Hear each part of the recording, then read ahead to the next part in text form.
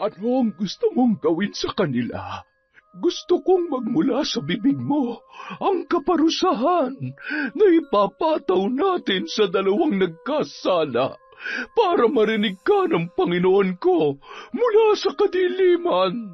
Gusto kong maramdaman nila ang sakit na dulot ng ginawa nila sa buhay ko. Gusto ko silang magdusa ng matindi. Hanggat hindi sila humihingi ng kapatawaran, hindi rin nila makukuha ang kapayapaan habang may hininga pa sila. Gapos ng kaluluwa ang tawag dito. Sa sandaling simulan ko ito, wala nang atrasan. Mararamdaman ka agad nila ang bigat, ang dalamhati, ang pagdurusa. Pero tandaan mo, lahat ng ganti ay mayroong kapalit. Kahit ano pa yan, nakahanda na ako. Taon 2018, Bulacan. Mula sa simpleng bayan sa Bulacan, nag-ugat ang pag-iibigan ni Kazarina at Miguel. Si Kazarina ay 19 anyos pa lamang noon, isang working student sa isang kainan malapit sa universidad. Si Miguel naman ay 18 anyos, isang mekanikong nangangarap makapag-abroad para makaahon sa kahirapan. Nagtagpo ang landas ng dalawa isang hapon habang naghahanap si Miguel ng makakainan. Pawisan, gutom na gutom, at pagod mula sa trabaho, napadpad siya sa isang kainan na pinagsisilbihan ni Kazarina. Puno ang kainan ng mga sandaling yun. Abala ang dalaga sa paghahatid ng pagkain nang pumasok si Miguel na pawis at gutom na gutom. Magandang hapon. May bakanteng upuan pa po ba? Opo, kuya. Dito po kayo. Sandali lang po. Kukunin ko lang po yung menu. Habang nagbabasa ang binata sa iniabot na menu sa kanya, nagmamadali namang naghatid ng pagkain si Kazarina sa ibang mesa. Isang malaking mangkok ng sinigang ang kanyang dala, ngunit habang naglalakad ay biglang dumulas ang mga paa niya. Ang buong mangkok ng sinigang ay natapon sa mesa ni Miguel. Nako, pasensya na po kuya. Hindi ko po sinasadya. Ayos lang po ba kayo? Napaso po ba kayo? Sorry po. Kaunting basa lang naman. Naiwasan ko kaagad. Matutuyo rin to mamaya. Amoy sinigang nga lang ako. Ikaw, ayos ka lang ba? Ayos naman po. Pasensya na po talaga kayo. Okay lang yun. Basta hindi kanin ang tumapon sa akin. May order na po ba kayo? Sinigang na lang din, katulad ng order nila. Natikman ko, masarap pala eh. Salamat sa free taste ha. Natawa na lamang silang pareho habang nagliligpit ang dalaga. Nagpatuloy muli ang mabilis na kilos ni Kazarina para mag-serve ng mga order habang si Miguel naman abalang pinupunasan ang kanyang damit gamit ang tissue na iniabot ng babae. Nagpatuloy ang pagtatagpo nila dahil araw-araw nang bumabalik doon si Miguel. Dahil doon, unti-unting nahulog ang kanilang loob sa isa't isa. Pagkalipas ng ilang buwan, naging opisyal silang magkasintahan. Walang marangyang regalo, walang sosyal na date, simpleng lugaw sa tabing kalsada at mga lakad sa parke ang bumuo sa kanilang pagmamahalan.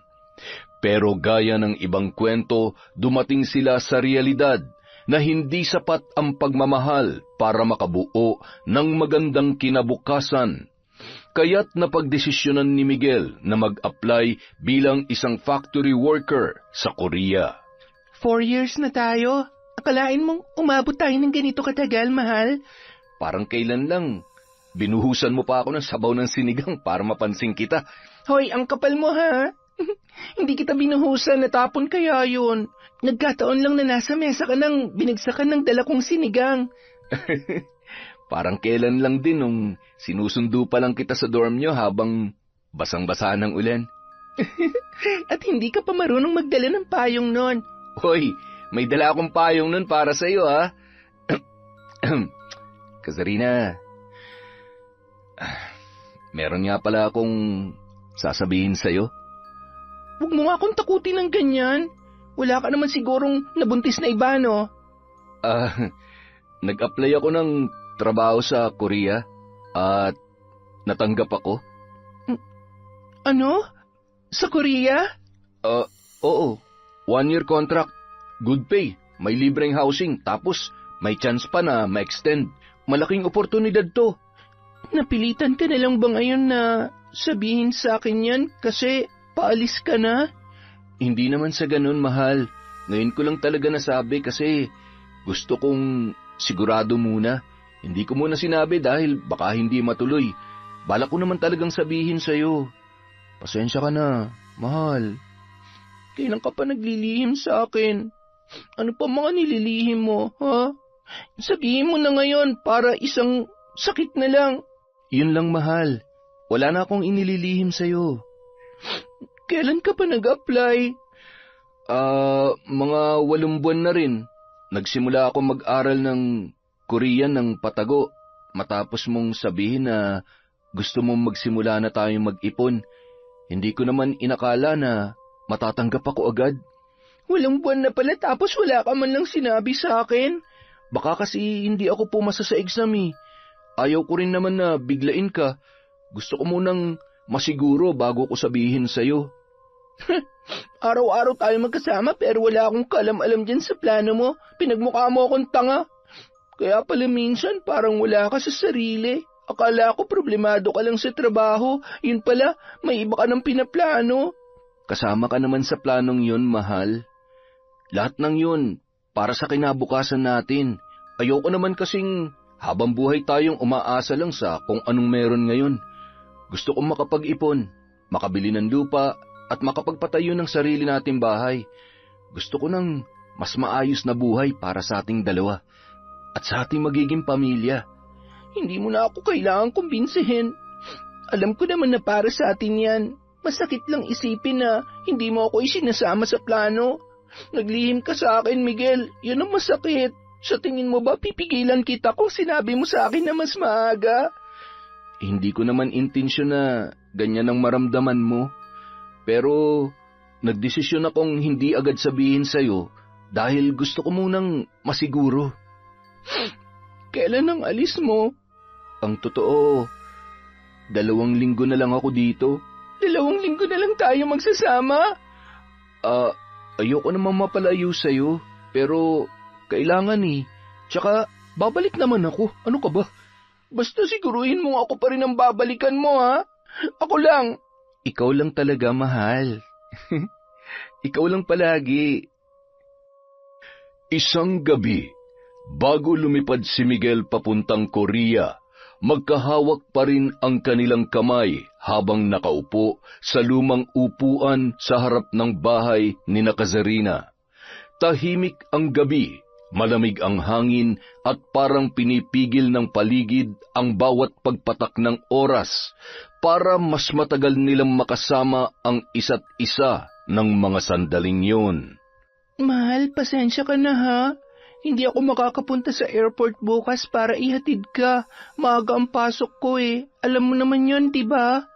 Sayang, hindi tuloy kita maihahatid.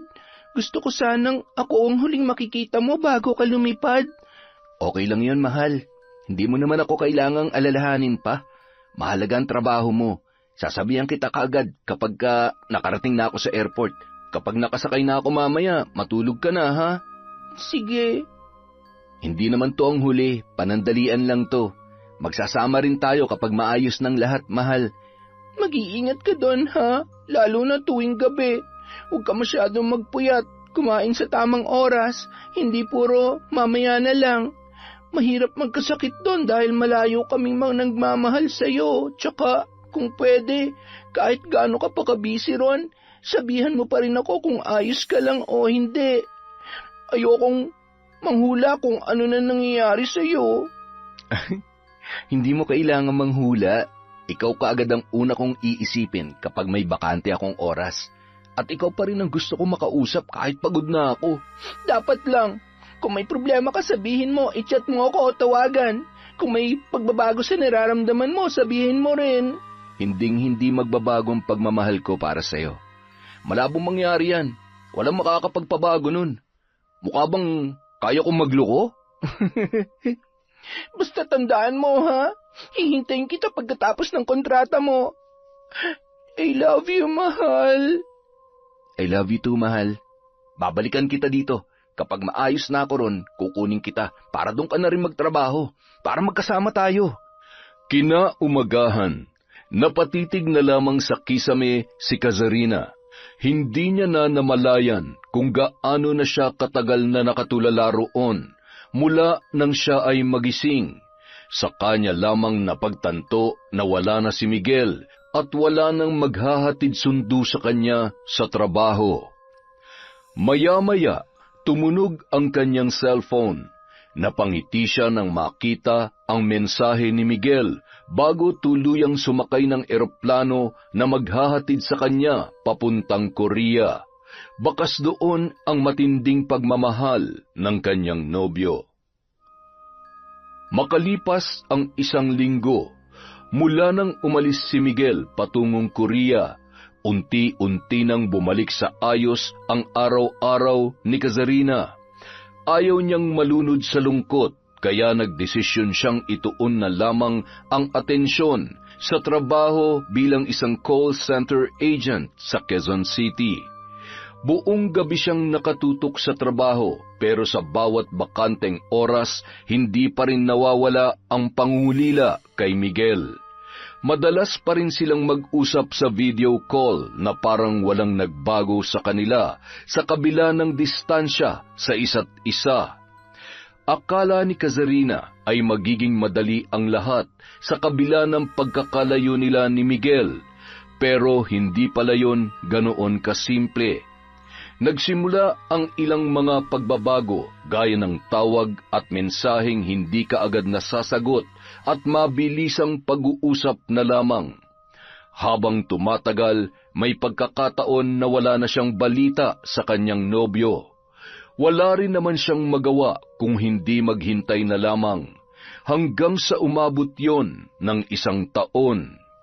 Sinubukan niyang magpadala muli ng mensahe sa nobyo pero wala pa rin siyang nakuhang sagot. Inabot ng 3 linggo na wala pa rin siyang balita kay Miguel. Hanggang isang araw, kasalukuyan siyang naglalakad patungong sakayan ng bus habang bitbit ang bag at jacket nang maramdaman niyang tila nagdidilim ang kanyang paningin. Sakto namang huminto ang isang kotse sa kanyang harapan, dahilan para mapatras siya ng bahagya. Hindi na sana niya yun papansinin, ngunit kaagad siyang napahinto nang marinig ang pamilyar na boses mula sa lalaking lulan ng kotse. Mahal! Napalingon siya nang may tumawag sa kanya. Hindi niya man kaagad na aninag ang muka ng nakadungaw sa bukas na bintana ng sasakyan, alam niya na si Miguel yun. Miguel? Akala ko nasa Korea ka pa. Kadarating ko lang, mahal. Surprise! Wait, Kazarina, buti naman naalala mo pa ako matapos ang 3 linggo na hindi mo pagsagot sa akin.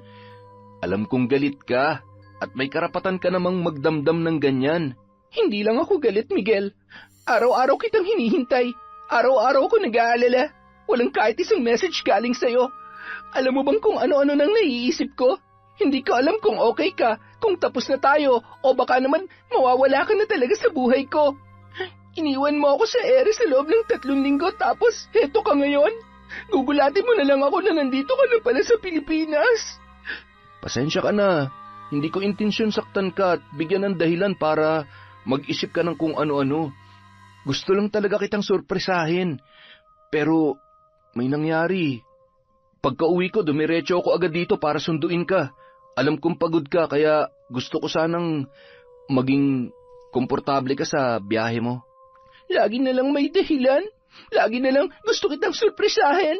Hindi mo alam kung gaano kabigat ang nararamdaman ko. Pasensya ka na talaga, mahal. Nadisgrasya kasi ako sa Korea eh. Ano? Ay, hindi naman malala, pero nagkanda leche-leche lahat ng dahil dun eh. Aberya sa flight, sa trabaho, sa health ko. Masyadong marami nangyari, ang gulo lahat.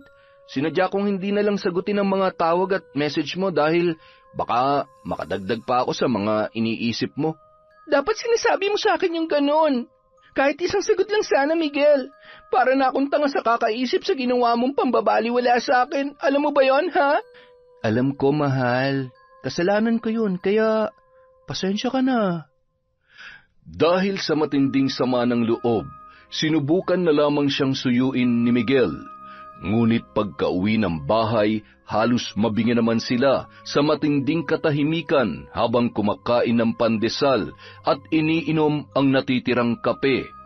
Hindi pa rin ikinwento sa kanya ni Miguel ang lahat ng detalye tungkol sa nangyari. Tinanggap na lamang ni Kazarina ang paliwanag ng kanyang nobyo kahit na alam niyang may kulang doon. Hindi dahil wala na ang galit niya, kundi dahil pagod na rin siyang magtanong ng paulit-ulit. Hindi nagtagal, tumayo na siya para iligpit ang tasa, pero pinigilan siya ni Miguel at marahang hinawakan ang kanyang kamay. Ako na, pahinga ka na lang para makatulog ka na, mahal.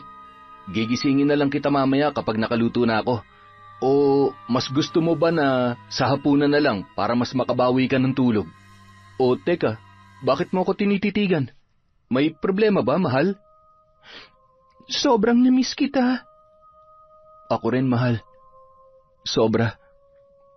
Patanghali na maalimpungatan si Kazarina habang nakaunan sa braso ni Miguel na nakayakap naman sa kanya. Hindi niya namalayan na nakatulog na siya sa sobrang antok at pagod.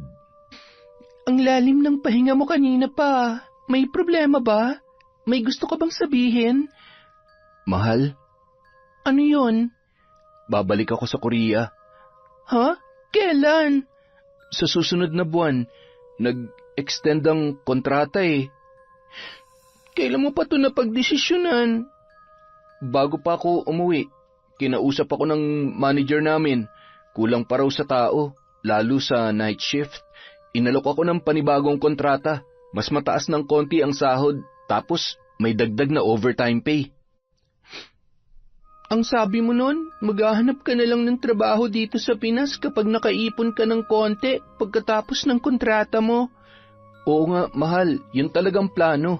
Pero nung naranasan ko yung ilang buwan na walang padala, yung mga gabing hindi ako makakain na maayos dahil kulang ng naiipon ko para sa atin, naisip kong kailangan ko pa magtiis para sa kinabukasan natin at sa kasal nating dalawa. Bakit ngayon mo lang sinabi? Siyempre, gusto kong bumawi muna. Gusto kong maramdaman mong nandito pa rin ako para sa'yo.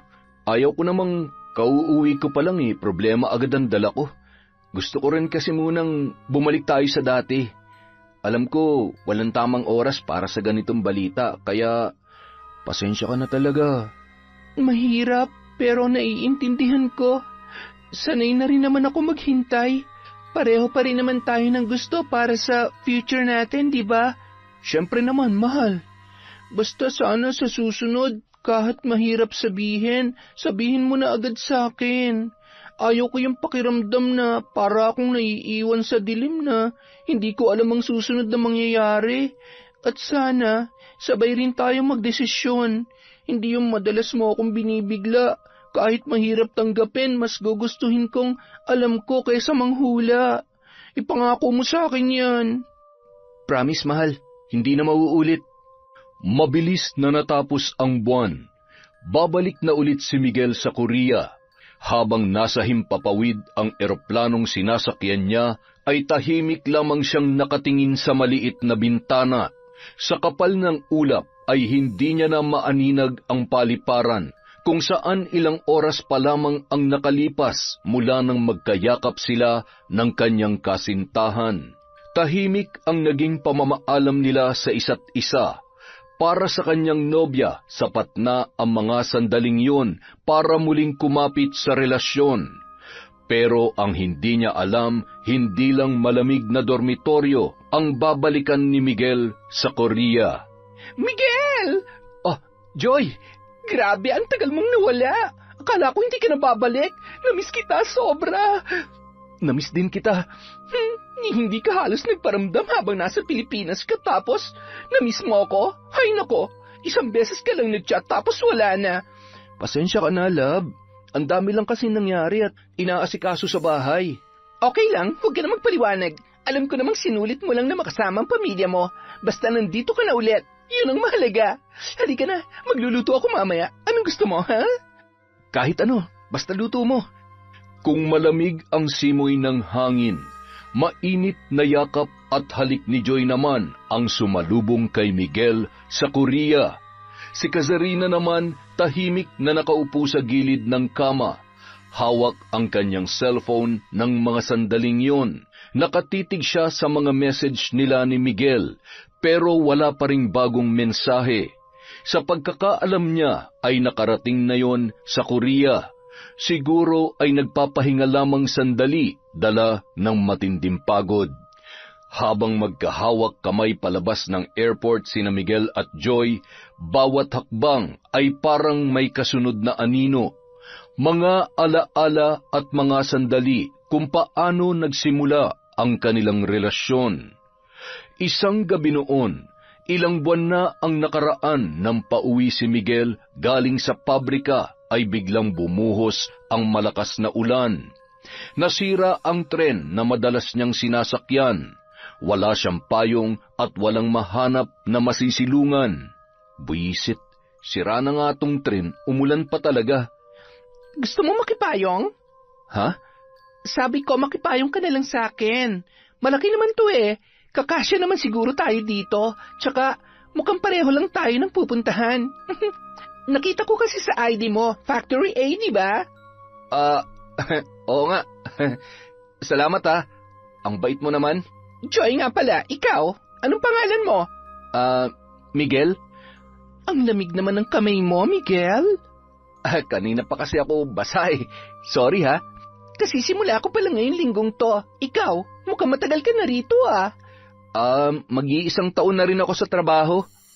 Ang simpleng pakikisilong sa payong ay naging tulay sa hindi mabilang na gabing sabay umuuwi, kumakain at nagbibitaw ng mga kwentong hindi masabi ni Miguel sa kanyang kasintahan na si Kazarina. Hindi naman yon sinasadya ng lalaki, pero dahil sa oras ng trabaho, pagka-homesick at madalas na hindi pag-uusap nila ng kanyang nobya, saka naman dumating si Joy na masayahin, mabait at laging naroon para sa kanya. Si Kazarina, lagi siyang humihingi ng paumanhin dahil sa kakulangan ng oras.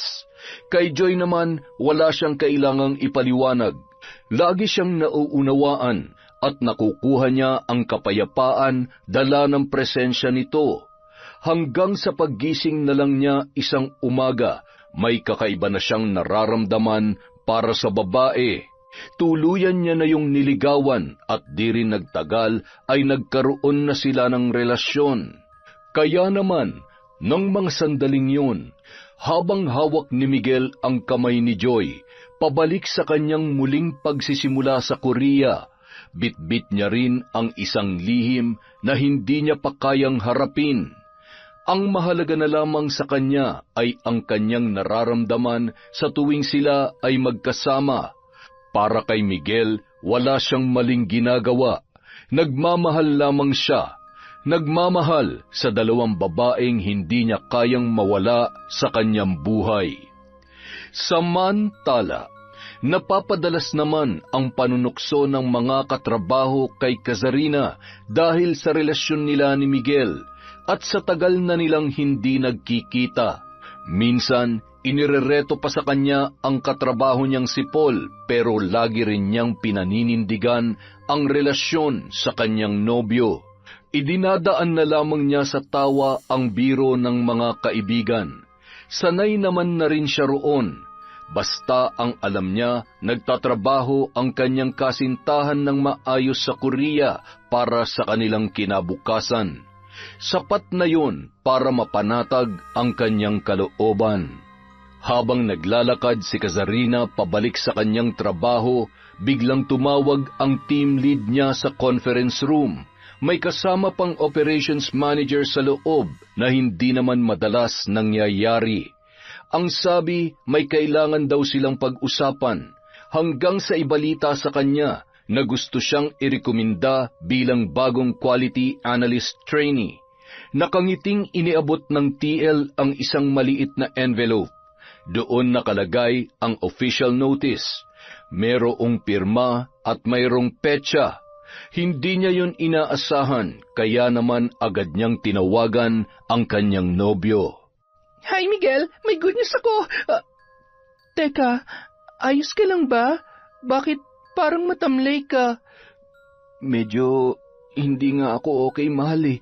Parang sinisinat ako. Ha? Kailan pa?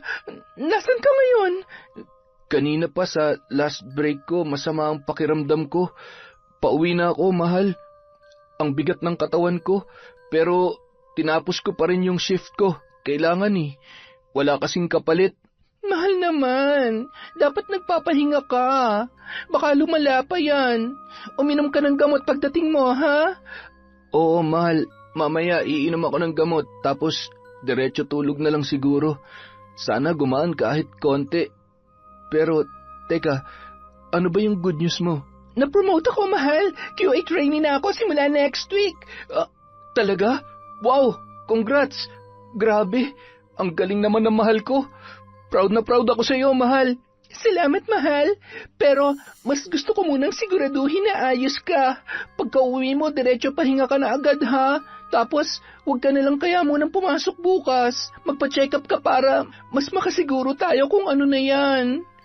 Salamat. Ikaw talaga. Ako pa rin ang iniisip mo kahit ikaw tong may balita. Mas masaya yung good news kung kasama kang healthy sa pagse-celebrate eh. Promise mo sa akin, pag naramdaman mong lumalala, punta ka agad sa klinik, ha? Yes, ma'am. Promise yan. Sige na, bye na muna. Ingat ka sa biyahe pa uwi. Chat mo ako kapag nakauwi ka na, ha? I love you. I love you too. Ingat ka rin sa pagpasok mo, ha? Chat mo na lang ako kung may kailangan kang sabihin. Kapag may time akong hawakan tong cellphone ko, magre-reply lang ako kaagad. Pagkatapos ng tawag na yun, napalitan ng lungkot at pag-aalala ang nakangiting muka ni Kazarina. 3 araw pa lang itong nakakabalik ay dinapuan na agad ng sakit. Alam niyang mahirap ang trabaho ng binata sa pabrika, lalo na at may sakit pa yon. Tiyak na walang mag-aalaga at mag-aasikaso sa lalaki sa ganoong sitwasyon. Kung malapit lang sana siya, ay mapupuntahan niya agad ang kanyang nobyo. Huminga siya ng malalim at nangako sa sarili na mas pagbubutihin pa niya ang kanyang trabaho. Gusto na niyang mapabilis ang ginagawa nilang pag-iipon at makamit na ang pangarap nilang dalawa ni Miguel, para hindi na rin umalis ulit palabas ng bansa ang kanyang kasintahan. Taimtim siyang nanalangin at gumawa ng pangako sa sarili na habang umaangat siya, sisiguraduhin niyang kasama si Miguel sa bawat hakbang. Mananatili siyang tapat sa kanyang nobyo hanggang sa matupad na nilang pareho ang mga pangarap nila sa buhay. Samantala, sa kabila ng kawalan ng presensya ng kanyang nobya ay hindi naman pinabayaan si Miguel ng kanyang karelasyon na si Joy. O, Joy, anong ginagawa mo rito? Asikasuhin ka, ano pa ba? Bumili lang ako ng gamot mo. Grabe, ang bilis kong nag-out kanina para lang mauna dito para sana kapag nakauwi ka na, makakakain ka kaagad. Pero naabutan mo pa ako nagluluto. Kakauwi mo lang din ba? Kanina pa, tumawag ka kanina na masama ang pakiramdam mo, di ba? Hindi na ako dumaan sa apartment. Dumiretso na ako dito para makabili ako ng lulutuin ko. Wow! Ang sarap ng luto ko. Hindi ka na sana nag-abala pa. Kaya ko naman yan mag-isa. Sabi mo nga masama ang pakiramdam mo, di ba? Heto, kumain ka na para makainom ka na agad ng gamot. Wow, sinigang. Nabanggit mo dati na paborito mo yan, di ba? Kaya nga yan na niluto ko para makakain ka ng marami. Masarap ako magluto. Ay, siya nga pala. Bumili ako ng gamot. Inumin mo agad pagkatapos mo kumain, ha? Grabe ka. Salamat talaga, love, ah. Wala yon, ikaw pa ba? Hala, mainit ka na. May lagnat ka na nga talaga. Kung kailangan mo bukas mag-day off, sabihin mo agad sa supervisor, ha? I-chat mo na lang. Ako nang bahalang magpaliwanag bukas kung gusto mo. Sige. Tara na, kumain na tayo. Bakit isa lang ang pinggan? Mamaya na ako kakain. Iba munang kakainin ko, ah. Ay nako, ikaw talaga, may sakit ako eh. Makalipas ang ilang oras, pinagmamasdan ni Joy si Miguel na mahimbing na natutulog habang nakayakap sa kanya. Idinaan niya ng magaan ang daliri sa buhok nito pababa sa pisngi. Simula pa lamang alam na niyang may ibang babae si Miguel sa Pilipinas. Alam niyang may naghihintay sa lalaki at ang babaeng yon ay legal at kilala ng pamilya. Babaeng marahil ay pinapangarap pa rin makasama ng kanyang nobyo sa hinaharap. May ilan siyang impormasyong nalaman tungkol sa nobya ni Miguel na si Kazarina. Hindi man marami pero sapat na yun. Hindi siya bulag at lalong hindi siya inosente.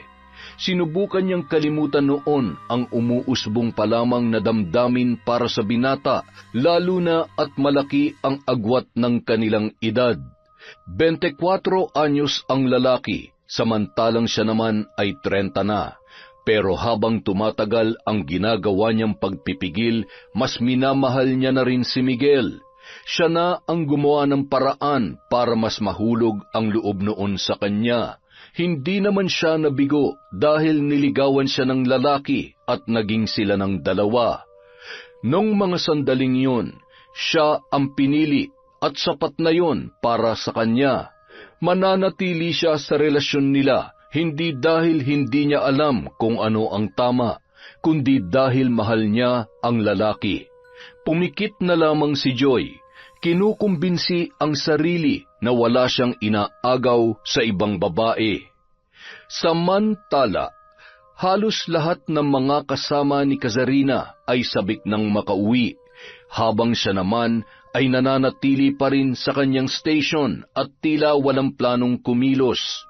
Muling sinulyapan ng babae ang kanyang cellphone na nasa mesa habang inaayos ang working table bago umuwi.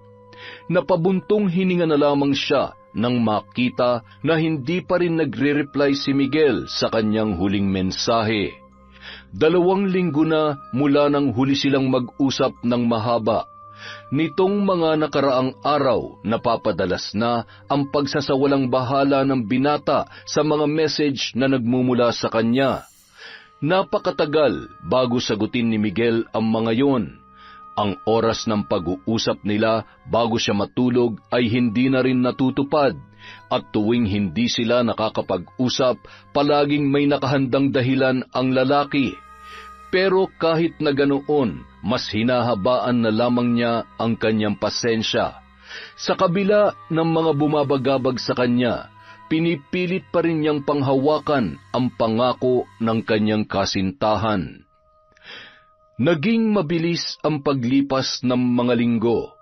Rest day ni Kazarina noon. Masama ang kanyang pakiramdam kaya natulog na lamang siya maghapon. Pinilit niyang bumangon at humarap sa kanyang laptop hanggang sa makatanggap siya ng video call mula sa kanyang nobyo. Hi, mahal. Kumusta ka na? Sabi mo tatawag ka kahapon. Sorry, napagod ako sa trabaho kaya hindi kita matawag-tawagan, mahal. Tsaka lagi rin overtime. Okay, sige. Pero may problema ba? Wala. Bakit? Parang ilang linggo ka nang ibang magsalita kasi. Ay, tsaka marami na akong message na sinisin mo lang. Mga calls na hindi mo na ako kina-callback. Wala ka na ba talagang oras? O wala ka ng gana? Hindi naman sa ganon. Sobrang hirap lang talaga dito. Madalas lang na pagod. Dati naman kahit pagod ka, kinukulit mo pa rin ako. Nagagawa mo pa rin mag-reply at hindi yun umaabot ng ilang araw. Ngayon parang umiiwas ka na. Wala ba talagang problema?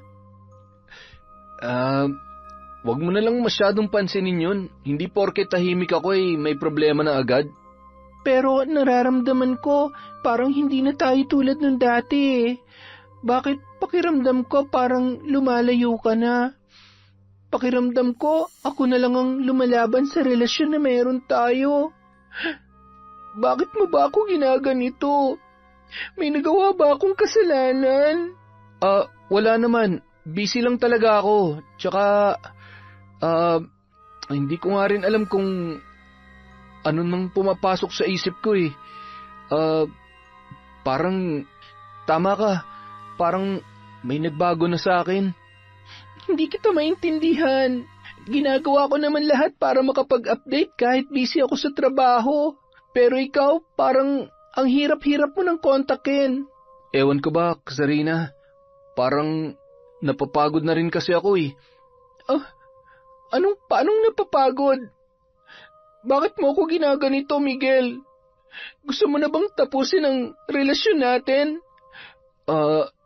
Hindi ko alam, pero minsan iniisip ko, baka mas mabuti pang wag na lang natin tong ipilit. At tuluyan nang napaiyak ang dalaga, habang si Miguel parang hindi pa sigurado sa mga salitang binitawan, pero wala rin namang naging paglilinaw mula sa kanya. May iba ka na ba, Miguel? Kung may iba ka na, pwede mo naman sabihin sa akin. Wala akong iba. Pagod lang ako. Gusto ko muna magpahinga. Gusto ko munang hanapin ang sarili ko na walang iniisip na kahit na ano. Magpahinga? Nakikipaghiwalay ka na ba sa akin? Hindi ko alam. Gusto ko lang huminga, Sarina. Kung pagod ka na, sabihin mo na ang totoo. Gusto ko marinig kung bakit. Anong ikinapapagod mo sa relasyon natin? Ako ba? May kulang ba sa akin? Hindi ikaw ang problema. Ako lang talaga. Ewan ko, hindi ko alam. Hindi ko na rin maintindihan ang sarili ko. Parang nawawala na nga ako sa sarili. Ang dami kong iniisip. Ang bigat-bigat na ng dinadala ko. Lahat tayo may pinagdadaanan. Ako rin, pagod sa trabaho, sa puyat, sa pag-a-adjust. Pero ginagawa ko pa rin ang lahat para sa ikaayos ng relasyon natin. Sinusuyo kita kahit ikaw tong halos hindi na magparamdam. Hindi ko na nga maalala ang huling pagkakataon na tinanong mo kung ayos lang ako eh. Bakit? Ano bang kinakapagod mo sa atin? Naiirita ka na ba sa mga pangulit ko? Sa pangungumusta ko? Ay, hindi talaga ikaw ang problema. Wala kang ginagawang masama. Sadya lang talaga na hindi ko na nararamdaman yung dati.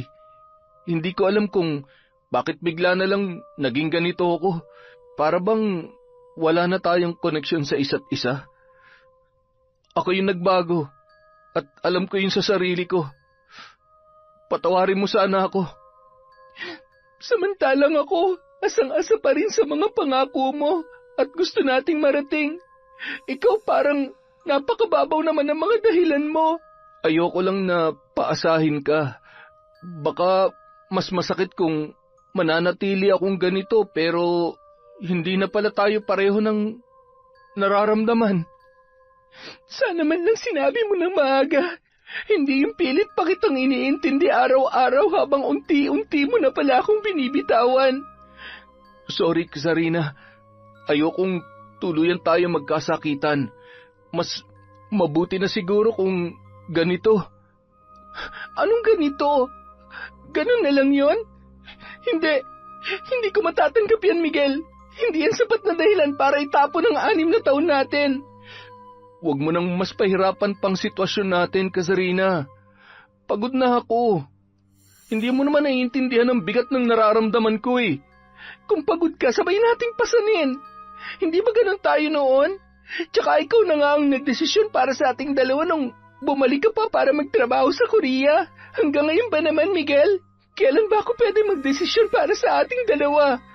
Ginawa ko yun dahil ako nakakaalam kung ano ang dapat. Ikaw masyado kang nakakapit sa nakaraan. Sa kung ano tayo noon. Hindi.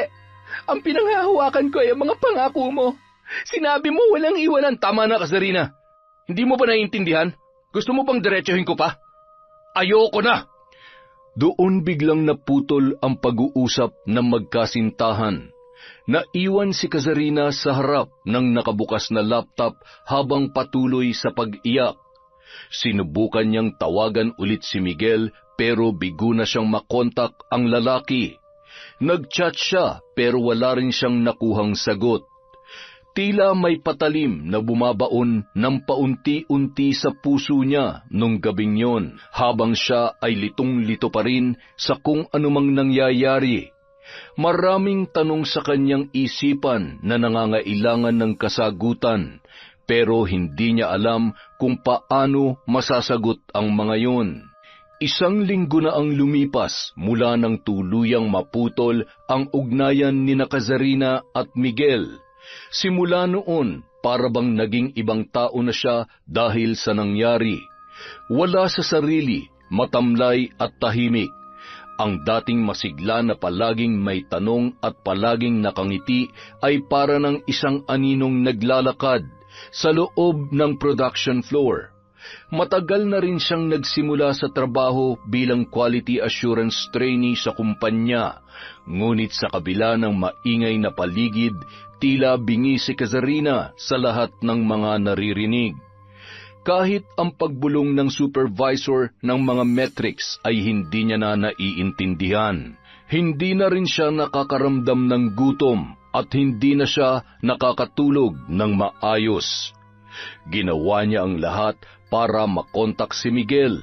Tumawag, nag-chat, pero lahat ng yun ay nabigo. Naging desperada na siya para lamang makausap ang binata, ngunit ni isa sa mga paraang ginawa niya ay walang umubra. Kazarina, ayos ka lang ba? Kanina pa kita nakikitang nakatitig lang dyan sa monitor, ah. Oo, ayos lang ako. Sigurado ka? Hindi ka naman ganyan dati, ah. Ang tamlay-tamlay mo, tsaka parang ang lalim ng iniisip mo. Pagod lang siguro ako. Dumadalas din ang pagsakit ng puson ko. Baka malapit na akong datnan, kaya siguro ganito ako. Sigurado ka ba? Mike, parang nahihilo ako.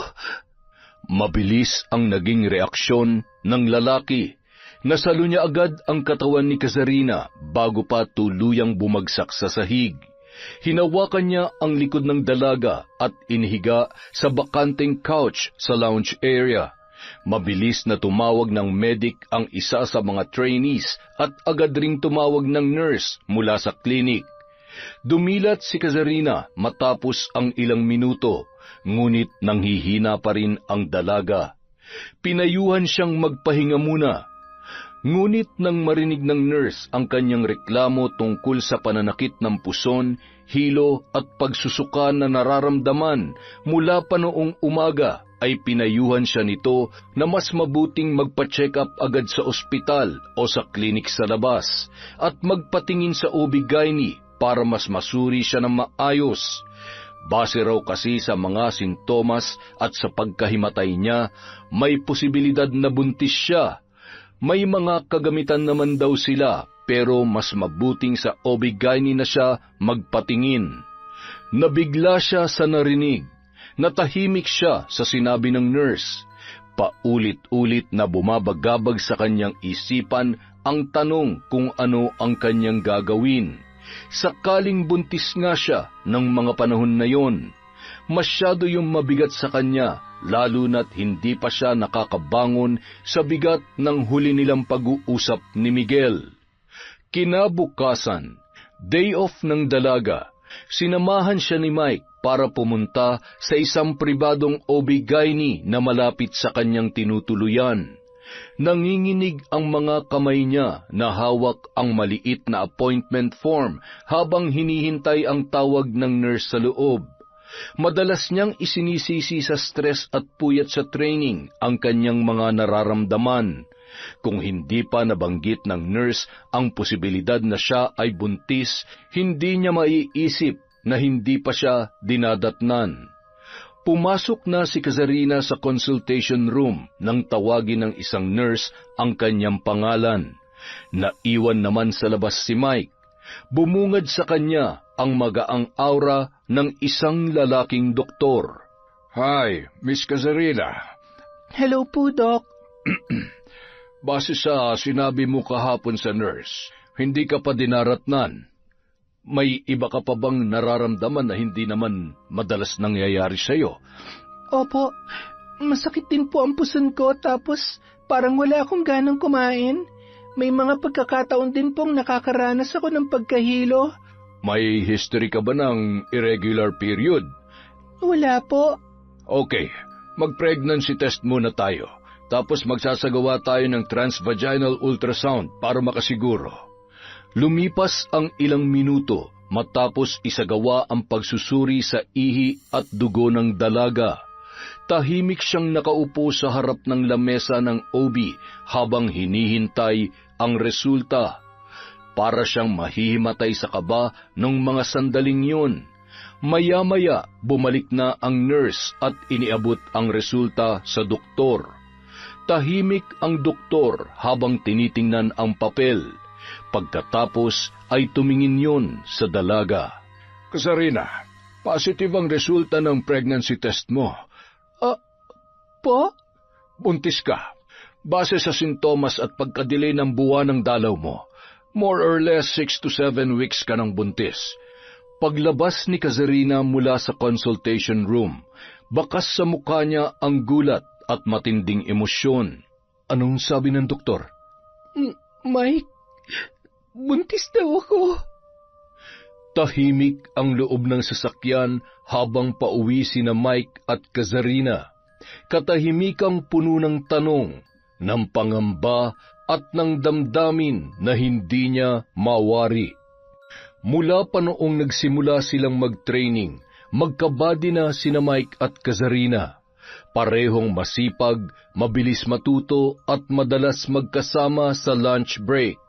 Hindi man lantaran, alam ng dalaga na matagal nang may espesyal na nararamdaman ang binata para sa kanya. Ngunit sa simula pa lamang, naging malinaw na ang hangganan sa kanilang pagitan. May nobyo si Kazarina at magkaibigan lamang silang dalawa. Tanggap naman yun ng lalaki. Kazarina, anong nararamdaman mo? Hindi ko alam, Mike. Hindi ko alam kung nakakaramdam pa ba ako. Sa dami kong iniisip, ang dami kong tanong pero wala akong makuhang sagot. Kung ayos lang itanong, ano ba talagang nangyari sa inyo ni Miguel? Ibig kong sabihin, nararamdaman kong meron kayong problema, kaya... Wala na kami. Iniwan niya na ako nang wala man lamang maayos na paliwanag kung bakit. Hindi ko tinanggap ang gusto niya pero ginawa niyang lahat para hindi ko na siya makontak. Sa ginawa niya, talo ko pang nangaliwa sa pagtrato niya sa akin ngayon. Parang baliwala na lang talaga ako sa kanya. Ano? Nakipaghiwalay na lang siya ng basta-basta? Gago pala yun eh. At ngayon, buntis ako. Hindi ko alam kung anong gagawin ko, Mike. Hindi sa pinangungunahan kita pero kailangan mong magpakatatag ngayon. Dalawa na ang buhay na kailangan mong ingatan. Ay, napakahayop ng lalaking yun. Ang laki ng iniwan niyang responsibilidad. Dapat ko pa ba siyang kontakin? Sasabihin ko ba sa kanya ang tungkol dito? Pero siya na ang tumapos ng relasyon namin eh. Baka kahit sabihin ko ang tungkol sa dinadala ko, wala rin mangyari. Ayokong ipilit ang sarili ko sa lalaking ayaw naman sa akin. Kung ayaw niyang marinig ka, baka mas kailangan mong i-consider yung pamilya niya. Sa kanila mo kaya sabihin, may karapatan din silang malaman yan. Naisip ko na rin yan, pero natatakot ako. Paano kung pati sila wala rin pakialam?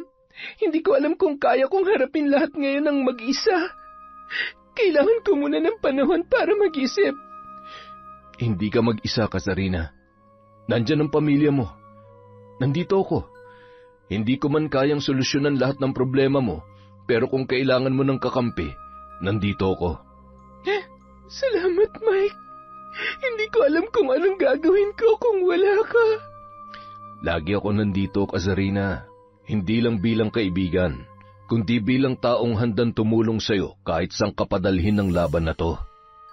Sabado ng gabi, nasa isang semi-private function room ng rooftop resto bar ang team nina Kazarina. Nagkakatuwaan sila roon matapos ang isang matagumpay na buwan sa Metrics. Punong-puno ng tawanan at kwentuhan ang lugar. Halos lahat ay dumalo at kabilang na roon ang dalaga.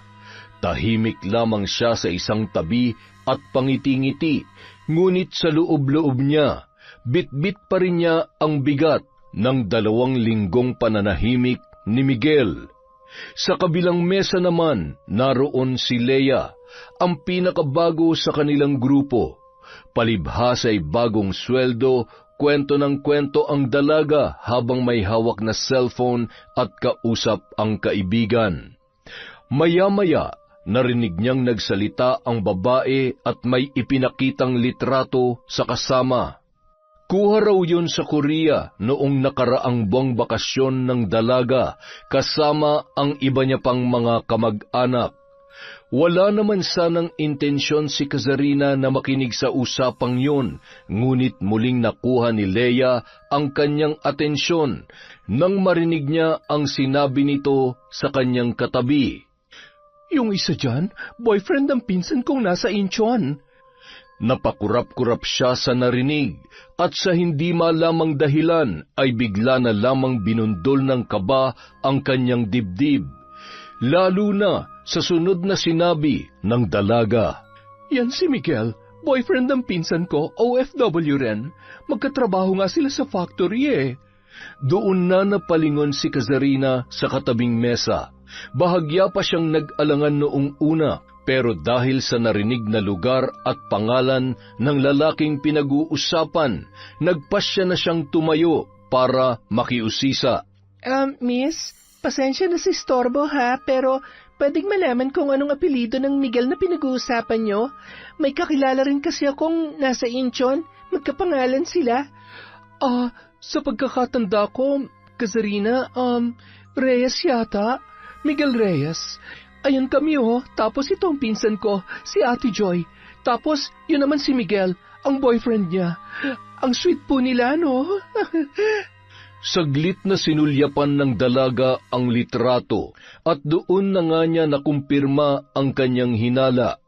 Ang Miguel na 2 linggo nang hindi nagpaparamdam at hindi malinaw ang dahilan ng pakikipaghiwalay sa kanya, at ang lalaking nasa litrato na ipinakilala bilang nobyo ng ibang babae ay iisa lamang. Para siyang binuhusan ng malamig na tubig nang mapagtantong ang lalaking yun din, ang ama ng batang nasa kanyang sinapupunan. Leia, sorry ha, pero gano'n na kayo katagal magkakilala ni Joy at saka ni Miguel? Ha? Bakit mo naman po natanong yan, Miss Kazarina? Si Ate Joy halos buong buhay ko. Pinsan ko siya sa mother's side. Si Miguel naman, mga 1 taon na siguro. Sabi ng pinsan ko nagkakilala sila sa Incheon. Katunayan nga, halos 2 buwan pa lang mula nang ma-deploy si Joy. May picture na sila ni Miguel na parang masyado na sila malapit sa isa't isa. Binibiro ko pa nga siya noon kung boyfriend ba niya o hindi, pero tinatawanan niya lamang ako. Yun pala, sila na talaga. 4 na buwan ang araw eh. Ano? 4 na buwan? Opo, Miss Kazarina. Bagay na bagay nga sila eh. Sabi pa nga ni Ate Joy, parang kapalaran daw nila na makilala ang isa't isa. Kasi parang si Miguel daw ang naging sandalan niya nung bago pa lamang siya sa Korea. Pakiramdam ni Kazarina, bibigay na ang mga tuhod niya sa labis na panghihina matapos ang mga narinig niya mula kay Leia. Mabuti na lamang dumating na ron si Mike na narinig pa ang pagbanggit ng babae sa pangalan ng dati niyang nobyo. Tama ba ako na narinig? Si Miguel Reyes ang pinag-uusapan niyo? Grabe, famous pala si Kuya Miguel dito. Hindi naman, pero kilala ko siya. Siya lang naman ang boyfriend ni Miss Kazarina. 6 na taon na silang magkarelasyon.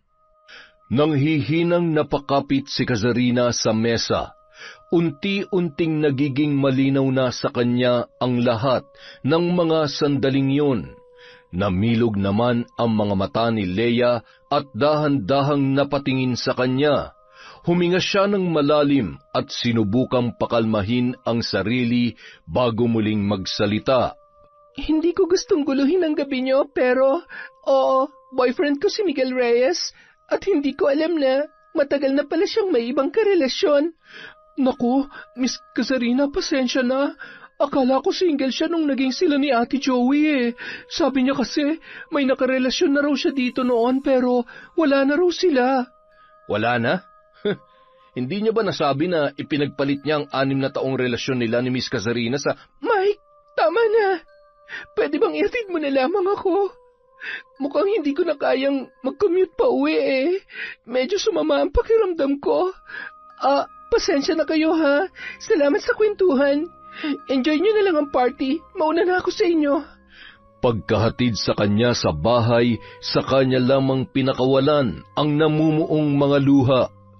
Pagal ang katawang humiga sa kama, laman pa rin ng isip niya ang nangyari kani-kanina lamang. Dahil doon, naisipan niyang magbukas ng social media account para hanapin ang pinsan ni Leia na nasa Korea. Nang lumitaw ang profile ni Joy, ay kaagad na tumambad sa kanya ang mga video at mga litrato ng babae na kasama si Miguel. Mayroon doon na magkahawak kamay pa ang dalawa at mayroong ding nasa kotse na napakalambing sa isa't isa. Habang parami ng parami ang mga litrato at video na kanyang nakikita, pabigat din ng pabigat ang kanyang nararamdaman. Malinaw na sa kanya ang lahat. Sapat na ang mga yon para masagot ang mga katanungan sa kanyang isipan. Dahil doon, naisip niyang i-message ang babae matapos mag-send ng friend request. Nagulat siya nang agad yung tinanggap ni Joy. Sa tulong ng pinsan nitong si Leia ay nagkaroon siya ng pagkakataon na makausap ang dalaga tungkol kay Miguel. Pumayag naman si Joy matapos siyang kausapin ng kanyang pinsan. Ilang segundo lamang ay lumitaw na si Joy sa screen. Bakas sa mukha ng babae ang matinding kaba na nararamdaman. Hi. Ikaw si Kazarina, hindi ba? May idea na rin ako kahit konti kung sino ka. Pasensya na, hindi ko alam kung tama bang magpakita ko ngayon pero sabi ni Leia, gusto mo raw ako makausap. Oo, gusto ko lang maliwanagan. Ayokong umasa sa mga nakikita ko online pero yung sa inyo ni Miguel gusto ko lang marinig mula sa'yo. Totoo ba na meron kayong relasyon? Hindi ko alam kung paano ko ba dapat sagutin yan pero oo, kami ni Miguel. Hindi ko alam na kayo pa pala. Wala naman siyang sinasabi sa akin tungkol sa'yo. Ang alam ko single siya nung niligawan niya ako. Ang totoo, mahigit 6 na taon na kami. Lahat ng plano niya ako ang kasama niya. Lahat ng lungkot bago siya umalis, ako ang pumasan. Parte ako ng bawat sakripisyo, bawat hintayan, bawat pangarap niya. Kaya bakit wala siyang sinabi? Abay, ewan ko sa kanya. Ang sabi niya, single daw siya. Tapos naging magkaibigan na kami. Hindi ko naman gustong manghimasok sa personal niyang buhay, kaya dinadamayan ko siya sa mga problema niya bilang kaibigan niya. Kaibigan? Sa mga gabing umiiyak ako dahil hindi ko siya makausap, ikaw ang kinakausap niya. Nung kaarawan ko, hindi niya man lang ako nagawang batiin pero nakita ko sa post mo na magkasama kayo nung araw na yon. Teka nga lang muna, hindi ko naman kasalanan kung akong pinili niya makasama. Pwede ba huwag mo akong sisihin dahil wala akong alam dyan. Sabi niya matagal na raw kayong wala, na hindi na raw kayo nagkakausap. Sabi niya rin, pagod na siya kaya nakipaghiwalay sa'yo. At naniwala ka naman. Siyempre, sabi niya eh. Tsaka akong lagi niyang kasama. Kaya akong may karapatan sa kanya. Karapatan? Siguro. Dahil pinabayaan niya ako. Ikaw ang sumalo sa kanya kaya ganito kami ngayon. Siguro nga sa ibang aspeto wala kang kasalanan. Hindi ko naman lahat isinisisi sa'yo. Pero huwag ka magpanggap na wala kang alam. Alam mo may masasaktan. At yun ay walang iba kundi ako. Pero pinili mo pa rin magpakasaya sa kanya. Wala akong intensyon na agawin siya sa'yo. Pero wala rin akong intensyon na bitawan ng taong pinili ko mahalin kung yan ang hihilingin mo. Mukhang yun naman ang dahilan kaya kinakausap mo ko ngayon eh. Kung mahal ka talaga ni Miguel, bakit akong girlfriend niya ngayon at hindi na ikaw? Dahil sumingit ka sa relasyon namin. Nung kailangan ko siya, saka ka naman umeksena. Nung sinasabi niyang pagod lang siya, ikaw palang dahilan. Hindi mo siya inagaw. Pero sa tono ng pananalita mo, mukhang desperada ka talaga makuha siya. Hay nako, ang hirap mong umintindi. Uulitin ko, hindi ko siya inagaw. Binigay niya ang sarili niya ng kusa. Hindi ba mas masakit yon? Alam mo, mas mabuti siguro kung kalimutan mo na siya. Dahil kumbaga sa tao, patay na ang relasyon na meron kayo. Para nang inuuod na bangkay. Bago pa man makasagot si Kazarina, nakarinig siya ng isang pamilyar na boses. Love, anong ginagawa mo dyan? Kanina pa ako tawag ng tawag ah. Nandito lang ako sa banyo, love. Sunod na lang ako sa kwarto pagkatapos ko maligo. Miguel? Oo, si Miguel nga narinig mo. Siya ang kasama ko rito ngayon. Araw-gabi. Masaya kami kaya sana naman matuto ka ng tanggapin yon. Payo ko lang sa'yo, huwag mong ipilit ang sarili mo sa lalaking hindi ka na mahal. Ako na nasa puso niya at hindi na ikaw. Matapos sabihin yon, pinutol na ni Joy ang usapan. Parang pinagsakluban ng langit at lupa si Kazarina. Nanginginig siya sa galit at sakit na nararamdaman. Ilang sandali pa, napahiyaw na lamang siya dala ng matinding kirot. Nang bumaba ang tingin niya ay sa kanya lamang napansin ang pulang likido na dumaloy sa kanyang mga hita. Nanginginig ang mga kamay na napahawak siya sa pader bago siya tuluyang nawalan ng malay at tuluyan na ring bumagsak sa sahig. Mabilis na lumipas ang 3 araw bago nakalabas ng ospital si Kazarina. Ipinayo ng doktor na magpahinga pa siya ng 1 pang linggo bago magkikilos at magbuhat ng mabigat dahil sariwa pa ang pagkakaraspa sa kanya. Pero kahit na anong pakiusap ng mga taong nag-aalala sa kanya ay hindi niya pinapakinggan. Bumalik na agad siya sa trabaho matapos ang 1 araw ng pahinga sa bahay. Pakiramdam niya kasi ay mas lalo lamang siyang manghihina sa lungkot kapag wala siyang ginagawa at ibang makakausap. Unti-unti nang sumisikat ang araw nang dumating siya sa hintayan ng mga pasahero. Umupo siya sa pinakadulong bahagi ng waiting shed. Sa tabi naman niya ay nakaupo ang isang matandang babae. Maya-maya, napalingon siya roon nang maramdaman niyang tila may nakatitig sa kanya. Puno ng galit ang puso mo, Iha. Pa, gusto mong gumanti sa mga taong nanakit sa'yo, ngunit hindi mo alam kung paano, hindi ba?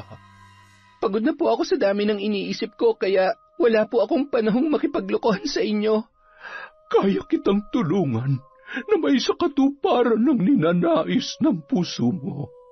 Lahat ng lumapit sa akin ay hindi ko binibigo. Kapag wala ng alinlangan sa iyong damdamin at handa ka ng yakapin ng dilim, puntahan mo lamang ako. Tumayo ang matanda pagkaabot sa kanya ng nakatiklop na papel. Tinitigan yon ng dalaga. Nang tingnan niya pabalik ang matanda, ay bigla na lamang yung nawala. Nang sulyapan niya ang piraso ng papel, napansin niya ang direksyong nakaguhit doon. Nakalagay naman sa ibaba ang mga bagay na kailangan niyang dalhin, sakaling maisipan niyang sundin ang sinabi ng naturang matanda. Hindi nagtagal, natagpuan na lamang ni Kazarina ang sarili sa kalagitnaan ng masukal na daan. Narating niya ang isang lumang kubo. 2 araw din niyang pinag-isipang mabuti kung pupunta ba siya sa lugar na yon o hindi. Humugot siya ng malalim na hininga sa kadahan-dahang kumatok. Kaagad namang tumugon ang matanda para siya ay papasukin. Mabango sa loob ng kubo, pero sigurado siyang hindi yun mula sa bulaklak, kundi sa mga tuyong dahon, insenso at alimuom ng orasyon. Tumambad sa kanya ang mga bote sa estante, gayon din ang larawan ng mga Diyos-Diyosan, kandila at mangkok na may lamang langis. Alam kong hindi ka pupunta rito kung hindi ka pa handa, Kazarina. Paano niyo po nalaman ang pangalan ko, Aling... Maria, tawagin mo kong Aling Maria. Hindi mo kailangan magsalita para malaman ko ang lahat. Alam ko rin ang ipinunta mo rito. Bago ko simulan ang orasyon, ilabas mo muna ang mga gamit na ipinadala ko sa iyo. Ito po ang litrato nilang dalawa. Nakasulat din po dito ang mga pangalan nila. Dinala ko rin po ang jacket ni Miguel. Anong gusto mong gawin sa kanila? Gusto kong magmula sa iyo ang kaparusahan na ipapataw natin sa dalawang nagkasala sa iyo para marinig ka ng Panginoon ko mula sa kadiliman. Gusto kong maramdaman nila ang sakit na dulot ng ginawa nila sa buhay ko. Gusto ko sila magdusa ng matindi. Hanggat hindi sila humihingi ng kapatawaran, hindi rin nila makukuhang kapayapaan habang may hininga pa sila. Ang tawag dito ay gapos ng kaluluwa. Sa sandaling simulan ko ito, wala nang atrasan. Mararamdaman nila ang bigat, ang dalamhati, ang pagdurusa. Ngunit paaalalahanan lang kita, Iya. Lahat ng paghihiganti ay may naghihintay na kabayaran sa huli. Kahit ano pa po yan, handa na ako. Kinuha ng matanda ang mga larawan at saka inilapit sa apoy ng kandila. Sa gitna ng dasal at usok ng insenso, unti-unting nilalamon ng dilimang paligid ng matanda habang hawak ang mga larawan ng dalawang taong dahilan ng pagkalugmok ni Kazarina. Sa di kalayuan naman ay isang itim na uwak ang lumipad pa itaas mula sa bubungan ng kubo. Samantala, napakunot noon naman si Miguel habang panakanakang tumitingala sa madilim na kalangitan. Walang mga bituin at wala ring buwan nung gabing yun. Wala siyang ibang naririnig kundi ang kaluskos na nagmumula sa mga tuyong dahon na tinatapakan niya habang naglalakad sa isang masukal na daan. Maya-maya pa, nakarinig siya ng mahinang iyak ng sanggol. Kaagad siyang napalingon, ngunit wala naman siyang nakikita roon.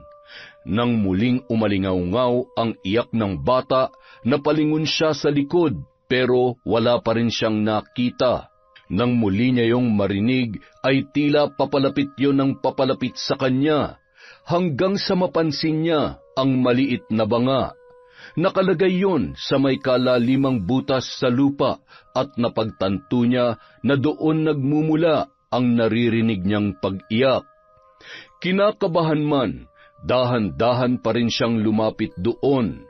Puno ng pag-aalinlangang humakbang si Miguel, ngunit mas nangingibabaw ang kagustuhang matapos ang misteryong bumabagabag sa kanya.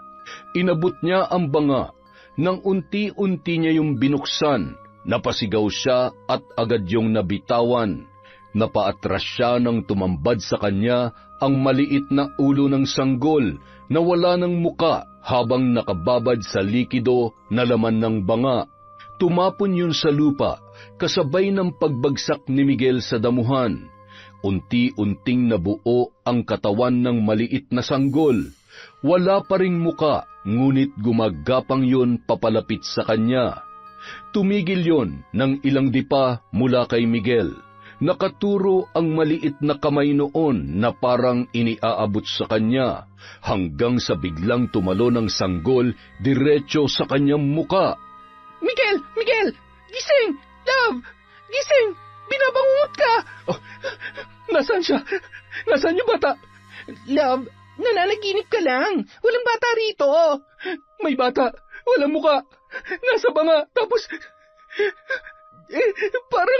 parang tinawag niya akong papa. Parang totoo, Joy. Galit na galit siya sa akin. Shh! Kumalma ka nga, love. Masamang panaginip lang yan. Halika, huminga ka na ulit. Ang mukha mo. Bakit? Anong meron sa mukha ko? Namumula. Bakit parang pinantal ka ngayon? Ang dami-dami. Wala naman yung kahapon ah. Ha? Kaya pala para akong kinakate. Baka may allergy ako sa ginatang hipon na kinain natin. Pero malala ng pamumula. Parang nagsisimula na mamaga. Pansin ko nga rin eh. Bukas magpapacheck up ako. Tulog na ulit tayo. Ay, hindi ka pa rin ba mapalagay dahil sa panaginip mo, love? Iniisip ko lang kasi na paano kung may pahiwatig ang napanaginipan ko kanina. Pagod lang yan. Walang ibig sabihin yon. Matulog ka na, aray ko. Sinubukang matulog ni Miguel ng gabing yon habang binabagabag ng paulit-ulit na panaginip. Kinabukasan, hindi na pumasok si Joy sa trabaho. Kaagad siyang pumunta sa pinakamalapit na klinik dahil sa sobrang pangangati ng kanyang leeg at muka. Ngunit kahit ang mismong doktor na sumuri sa kanya ay tila nahirapan sa kanyang kondisyon. Hindi nito matukoy kung anong pinagmulan ng malalaking pantal sa kanyang balat. Habang tumatagal, lalo pang lumalala ang kanyang kalagayan. Nagsimulang sumakit ang kanyang batok at mas lalong lumala ang pamamaga ng kanyang muka. Ganun din ang ibang parte ng kanyang katawan na tinubuan ng pantal. Pagsapit ng hapon, ang ilang bahagi ng kanyang muka at leeg ay naglalabas na ng malapot at mabahong likido. Pagharap niya sa salamin ay nagulat na lamang siya. Hindi na rin pinansin ni Joy ang sunod-sunod na chat at tawag ng kanyang kasintahan. Ayaw niyang makita siya ng kanyang nobyo sa ganoong kalagayan. Baka kasi pandirihan siya ng binata, gaya ng pandidiri niya sa kanyang sarili. Samantala, dahil sa pag-aalala ng lalaki, pinuntahan niya agad si Joy sa apartment na tinutuluyan ng dalaga. Love, nandiyan ka ba? Umalis ka na, love. Please. Hindi ako aalis hanggat hindi kita nakikita. Kahit saglit lang. Buksan mo na tong pinto, love. May nagawa ba akong kasalanan? Ilang sandali pa, bumukas ang pinto at tumambad kay Miguel ang kanyang nobya na ayaw magpakita sa kanya. Natutop niya ang bibig nang makita ang itsura ng dalaga. Diyos ko, ano nangyari sa'yo? Sabi mo, huwag ka na munang pumunta dito eh. Ayoko makita mo ako ng ganito. Tingnan mo, para na ako hindi tao. Nag-aalala ko. Kaninang umaga, okay ka pa. Pinapantal ka lang ah. Ang baho ng mukha ko. Hindi ko na alam kung ano nangyayari. Sabi ng doktor, baka infection, pero ang bilis lumala. Hindi yan mukhang normal na allergic reaction lang. Teka, hindi kaya may kinalaman to sa panaginip ko kagabi? Miguel naman eh. Nakita mo na ang ganito ang itsura ko at hirap na ako. Nagpapatawa ka pa. Mukha ba ako nagbibiro? Yung sanggol tsaka yung banga na paulit-ulit na nagpapakita sa panaginip ko. Tapos ngayon, bigla na lang may mangyayaring ganito? Paano kung sumpa pa lang dahilan ng... Ayoko ng ganyan, love. Ayoko isipin na may sumumpa sa akin o kung ano man. Hindi pa pwedeng mataas na klase lang ng infection to? Ay, hindi ko na alam kung ano pang iisipin, love eh. Gulong-gulo na rin ang isip ko. Ilang araw nang paulit-ulit ang bangungot ko. Tapos kanina, ewan ko ba kung napaparanoid lang ako, pero nung papasok na ako sa trabaho, hanggang sa pagpunta ko dito, meron akong nakikitang itim na ibon. Para ba akong sinusundan? Nakita ko rin yun sa tapat ng bintana sa kwarto ko. Tapos parang nakatingin ang mga mata niya sa akin. Love, kahapon meron din ganun sa bubong namin. Akala ko ordinaryong uwak lang, pero nung lumabas ako kanina para magpa-check up, parang kahit saan ako magpunta, hindi rin ako nilulubayan. Kailangan nating malaman kung ano nangyayari sa atin. Pakiramdam ko talaga, merong mali eh. Alam mo, may tiyahin akong albularyo sa probinsya namin. Tapos, yung ibang ginagamot nga ng bata ako, nakikita ko na ganito ang nangyayari. Hindi kaya ipinapabarang na tayo ng ex mo? Ha? Matagal ko nang alam ang lahat, love. Hindi mo na kailangan maglihim pa. Yung tungkol kay Kasarina, yung girlfriend mo bago naging tayo. Paano mo nalaman? Pasensya ka na kung hindi ko sinabi sa iyo tungkol sa kanya. Wala yon. Ang mahalaga sa akin, ako ang pinili mo. Di ba nga matagal na kayong tapos? Sa'yo lang ako maniniwala. Nagkausap kami. Tapos dahil sa mga sinabi mo napapaisip ako. Hindi kaya tinagantihan tayo ni Kasarina dahil hindi niya matanggap na ako na ang mahal mo? Nagkatinginan ang dalawa, kasabay ng pamumula ng mga mata ng itim na ibon na nagmamasid sa labas ng apartment ng dalaga. Kinabukasan, sinadya ni na Miguel at Joy ang isang lumang dambana sa paanan ng bundok. Isang kaibigan ang pinagtanungan ng babae tungkol sa mudang o babaylan na kilala sa lugar.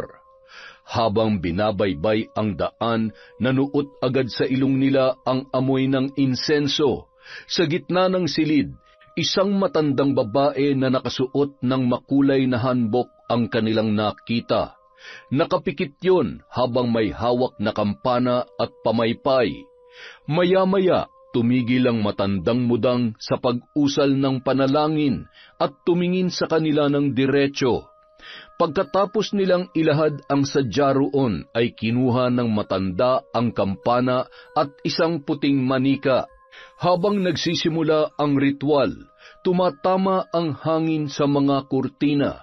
Unti-unting lumalabo ang liwanag at naririnig ang mahinang boses ng mudang na umuusal ng mga lumang salita, gamit ang lengguwahe sa bansang yon. Samantala, pagkapasok naman ni Kasarina sa bahay ng mambabarang, kaagad niyang inilahad ang kanyang sadya matapos ang pag-aalay ng matanda ng panalangin sa itinuturing noong Panginoon. Aling Maria, ano nangyari sa akin? 3 araw na akong ganito. Tingnan nyo, may mga sugat at pasa ako. Ibang kutob ko kaya pumunta na ako dito. Anong gagawin ko? Tuwing matutulog ako, may malaking aninong sumasakal sa akin. Ilang beses na rin akong sumuka ng itim at mabahong likido na parang may nabubulok sa loob ng sikmura ko. May ginawa sila. Nararamdaman ko. May tumutulong sa kanila. Kinukontra nila ang itinanim nating barang. Pag may sumalubong sa itim na kapangyarihan, bumabalik ang enerhiya. Mas madumi ang balik kapag pinipigil ito.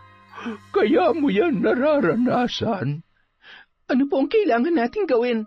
Kailangan nating ibalik yon sa kanila. Mas malakas, mas mabagsik. Paano po? Sa pamamagitan ng iyong dugo. Ngunit hindi lamang basta dugo mula sa katawan mo, kundi dugo ng panata. Ipatak mo yon sa sungay ng bungo ng aking Panginoon. Pagkatapos kong mag-alay ng panalangin, babalik sa kanila ang lahat. Pero hindi na kagaya ng dati. Hindi lamang sakit ang kanilang matatanggap, sisingilin mismo ang kanilang kaluluwa. Kinuha ni Aling Maria ang kutsilyo, tsaka hinila ang bungo na may sungay na nasa altar nito, na napapalibutan ng itim at pulang kandila. Ginawa ni Kasarina ang inutos ng mambabarang. Hiniwa niya ang kanyang palad. Tumulo ang dugo sa pagitan ng sungay ng bungo habang inaalala ang galit mula sa kanyang puso.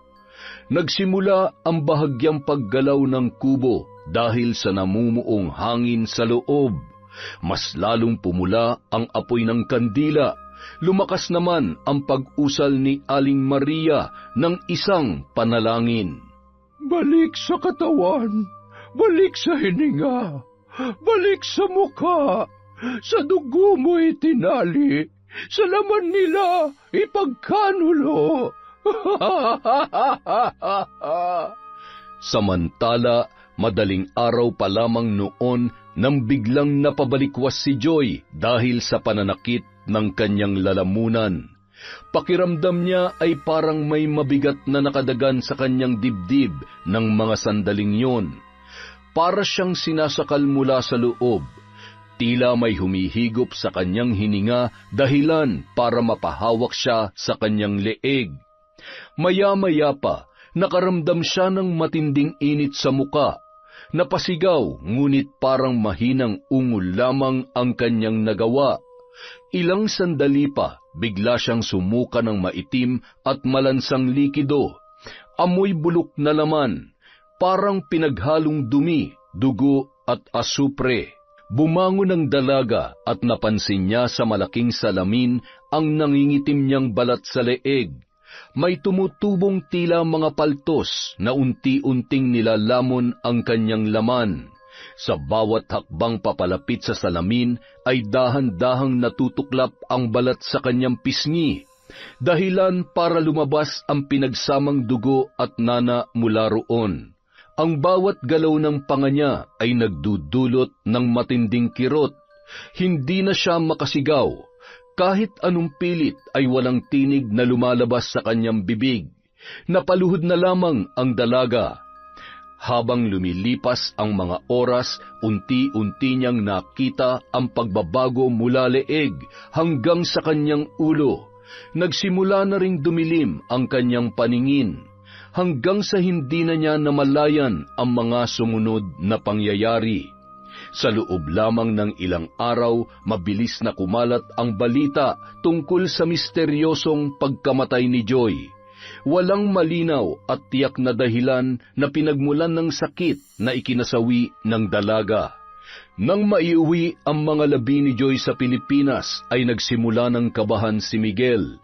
Hindi lang dahil sa misteryosong pagkamatay ng kanyang nobya, kundi sa katotohanang unti-unti na rin siyang nakakaramdam ng pamamaga sa katawan, pamimigat ng dibdib at mga panaginip na patuloy na bumabagabag sa kanyang isipan. Bukod sa takot para sa buhay niya, ay nagdesisyon siyang bumalik sa Pilipinas dahil sa pagsisisi. Pagod na siyang takasan ang kanyang mga kasalanan. Gusto niyang itama ang kanyang pagkakamali sakaling may paraan pa para maayos ang lahat. Pinuntahan ng lalaki ang bahay ni Kazarina. Habang pinagmamasdan yon ay napansin niya ang babaeng paparating mula sa kanto. Bit-bit ang ilang supot ng gulay at isang plastik na may lamang isda. Agad niya yung nakilala. Walang iba kundi si Aling Esang, ang nanay ni Kazarina. Dati ay palangiti ang ginang, pero sa pagkakataong yon ay matalim na tingin ang ipinukol sa kanya. Bakas ang galit sa muka ng matanda habang papalapit sa kinatatayuan ng lalaki. Magandang araw po, tita. Nandyan po ba si Kazarina? Gusto ko po sana siyang makausap. Umalis ka na. Hindi ka kailangan dito. Kahit saglit lang po. Alam ko pong galit kayo sa akin. Naiintindihan ko po. Naiintindihan? Naririnig mo ba ang sarili mo? Hindi mo kayang unawain kung gaano kabigat ang galit na nararamdaman ko sa iyo. Sorry po, tita. Hindi ko po sinasadyang saktan si Kazarina. Nagkamali po ako at gusto ko pong humingi ng tawad sa kanya. Matagal nang huli ang lahat, Miguel. Alam mo ba kung ano nangyari sa anak ko pagkatapos mong lokohin at ipagpalit sa iba? Alam mo ba? Nalugmok ang anak ko dahil sa ginawa mo. Hindi siya makakain at laging umiiyak. Araw-gabi, paulit-ulit ang tanong kung saan siya nagkulang. Paulit-ulit niyang sinisisi ang sarili niya na ikaw ang may kagagawan. Dahil sa inyo ng babae mo, nakunan ang anak ko. Ano po? Nakunan si Kazarina? Paanong? Nabuntis mo siya. Hindi pa ba malinaw sa'yo? Itinuring kitang parang sarili kong anak, pero tinalikuran mo ang anak ko. Mas pinili mong saktan siya kesa manindigan sa kung ano ang tama. Kung mahal mo talaga siya, hindi mo yung gagawin sa kanya. Sorry po, kung alam ko lang paninindigan ko ang anak namin. Paninindigan ko po si Kazarina. Sinaktan mo ang anak ko. Pinatay mo ang tiwala at puso niya. Alam mo bang nagkausap pa sila ng babae mo bago malaglag ang bata? Ang babaeng yun mismo ang huli na kausap niya bago siya bumagsak at dinugo. Patawarin niyo po ako, tita. Hindi ko po alam. Kung may natitira ka pang hiya, huwag ka nang lalapit sa anak ko. Huwag ka nang gagawa ng panibagong sugat sa puso niya. Dahil hindi mo alam kung ilang gabi ang tiniis niya habang nilalabanan ang sakit ng mga nangyari. Iniwan ni Aling Esang si Miguel na umiiyak habang nakaluhod sa lupa. Sa kauna-unahang pagkakataon, naramdaman niyang unti-unti siyang ginugupo ng sarili niyang kasalanan. Kinagabihan, naging maramot ang antok kay Miguel. Buong magdamag niyang pilit inuunawa ang bigat ng mga nalaman tungkol kay Kazarina. Ang sakit ng konsensya niya ay parang kutsilyong paulit-ulit na tumatarak sa kanyang dibdib. Hindi siya makapaniwala na ganoon kalalim ang sugat na iniwan niya sa dating nobya. Higit sa lahat, hindi niya alam na dinadala nito ang kanilang anak, kasabay ng pagmamahal at tiwala ng dalaga para sa kanya. Makalipas ang ilang linggong pabalik-balik sa bahay ni Kazarina, natagpuan niya ang dalaga sa isang maliit na hardin sa likod ng bahay. Nakaupo ang dating kasintahan, tahimik na nakatingin sa mga halaman, payat, maputla at tila napakalayo ng tingin ni Kazarina. Kazarina, anong ginagawa mo dito? Sino nagpapasok sa'yo? Nakiusap ako kay tita. Pasensya ka na kung naabala kita. Gusto talaga kitang makausap. Gusto kong humingi ng tawad. Kazarina, patawarin mo ako sa mga nagawa ko sa'yo. Pasalamat ka't buhay ka pa. Matagal ko nang hinanda ang sarili ko na hindi na maririnig ang salitang patawad mula sa'yo. Pero ngayon, sinasabi mo dito sa mismong harapan ko. Para saan pa? Para sa lahat ng sakit na naidulot ko sa'yo. Para sa pagkakamali ko, sa panloloko, at sa pag-iwan ko sa iyo at sa anak natin. Kung alam mo lang. Dahil sa mga narinig ay bumalik kay Kazarina ang rason kung bakit nagawa niyang hanapin ang isang uri ng hustisya na hindi kayang ibigay ng batas o ng isang dasal. At yun ay ang sakit ng pag-iwan sa kanya at ang pagkawala ng kanyang anak. Hindi man niya kayang mapatawad si Miguel noon, ay sigurado siya na ayaw na niya mabuhay pa sa galit. Sa pagkakataong yun, nagawa na niyang lingunin ang lalaki habang punong-puno ng lungkot at hinanakit ang kanyang mga mata. Alam mo bang kahit nung iniwan mo ako, kahit nasasaktan ako, nanalangin pa rin ako na balikan mo ako, na sana may isip mong mali ang pinili mo. Pero hindi. Pinili mong sumaya habang unti-unti mo akong binubura sa utak mo. Patawad. Kung alam ko lang na buntis ka. Paninindigan ko ang anak natin. Hindi. Huwag mong gamitin ang bata para iligtas ang sarili mo. Wala ka nung kailangan ka namin. Wala ka nung gabi na halos hindi ako makahinga sa sakit. Wala ka nung duguan akong isinugod ni nanay sa ospital. Wala ka, Miguel. Nandun ka sa babae mong wala ni katiting na hiya sa kataksilan yung dalawa. Kazarina, hindi ko alam kung paano ako makakabawi sa lahat ng yon. Pero kahit isang beses lang, hayaan mo itama ko yun ng paunti-unti. Patawarin mo ako. Hindi ko alam kung may natitira pang parte sa puso ko para kayanin kong mapatawad ka. Kahit hindi mo ako mapatawad ngayon, salamat pa rin. Maghihintay ako. Umalis ka na. Nanatiling tahimik ang dalaga habang unti-unting nawawala sa likod ng tarangkahan ang anino ni Miguel. Ngunit kahit papaano ay gumaan ang kanyang loob nang aminin ni Miguel ang pagkakasala kahit huli na. Hindi man lubos na nabura ang sugat ay sapat na yun para makahinga siya sa lahat ng nangyari. Lalo na noong marinig ang paghingi ng tawad ng taong minsang sumira sa kanya at sa buhay na pinangarap nilang buuin. Pumasok na sa bahay ang dalaga. Napahawak siya sa namimigat na dibdib. Kitang-kita niya ang sariling refleksyon sa salamin. Halos hindi niya na makilala ang kanyang sarili, hindi dahil kay Miguel, kundi dahil sa kanyang sarili. Bago pa man kumalat ang balita tungkol sa pagkamatay ni Joy, ay bigla na lamang nagkasakit ang kanyang kapatid. Hindi rin maipaliwanag ng mga doktor at habang tumatagal, palalayon ng palala. Pinanghinaan siya nang makita ang kapatid niyang nakaratay, namamayat at halos hindi na makagalaw sa ospital. Ngunit ang pinakamasakit sa lahat ay nung mapagtanto niya na siya pala ang dahilan kung bakit yon nangyayari. At nang gabi ring yon, nadatnan niya ang nanay niyang umiiyak habang nakaluhod sa harap ng altar. Ipinagdarasal ang pagbuti ng lagay nilang magkapatid. Doon na tuluyang bumigay si Kazarina. Ang galit sa puso niya ay dahan-dahang kumalma para sa pamilya niyang wala namang kasalanan, ngunit unti-unting nadadamay dahil sa kanyang kagagawan.